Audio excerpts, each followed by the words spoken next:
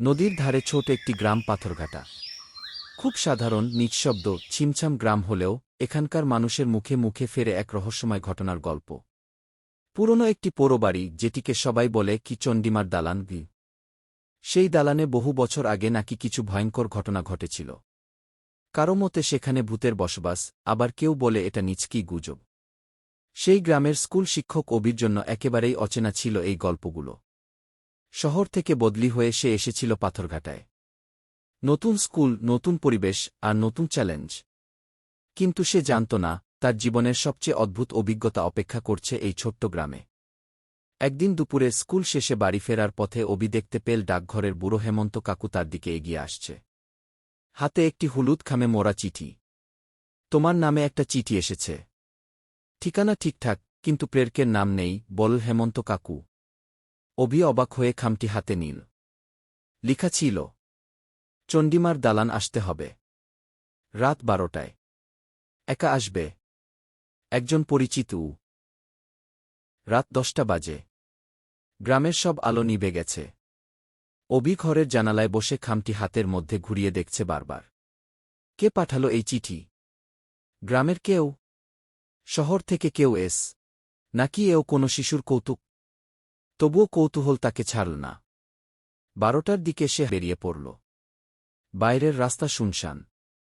কেবল মাঝে মাঝে পোকামাকড়ের ডাক আর দূরে রাতচোরা পাখির আওয়াজ।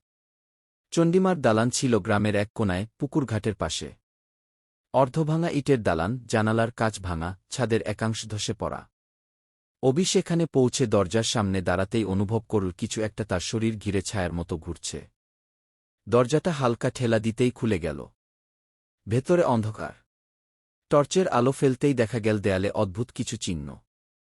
প্রাচীর লিপি, নাকি কারো হাতে আঁকা। হঠাৎ পিছন থেকে কাঁধে হাত। অবি চমকে পিছনে ফিরল। কিন্তু কেউ নেই। তুমি এসেছ অবিক, অনেক দেরি করেছ গ। অবি অবাক হয়ে প্রশ্ন করল, কে? কে তুমি? আলো পড়ল সামনে এক মেয়ের ছায়ামূর্তি। সাদা শাড়ি, ঢেকে রাখা মুখ, কিন্তু চোখ দুটো যেন জ্বলছে। অবি বলে, তুমি কে? আমি তো তোমাকে চিনি না। মেয়েটি ধীরে ধীরে বলল, তুমি ভুলে গেছ আমাকে। কিন্তু আমি এখনও তোমার অপেক্ষায়। মেয়েটি বলল, তুমি আবার জন্মেছ।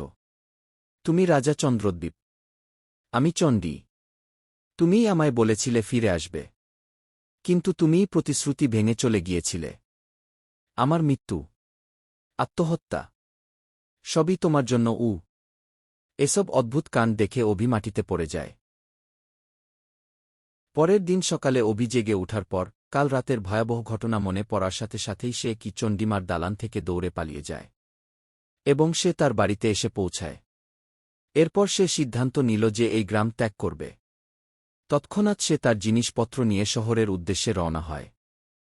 আমাদের চ্যানেলটি সাবস্ক্রাইব করে রাখুন, যাতে আমাদের চ্যানেলের আরও সুন্দর সুন্দর গল্পগুলো আপনাদের কাছে পৌঁছে দিতে পারি।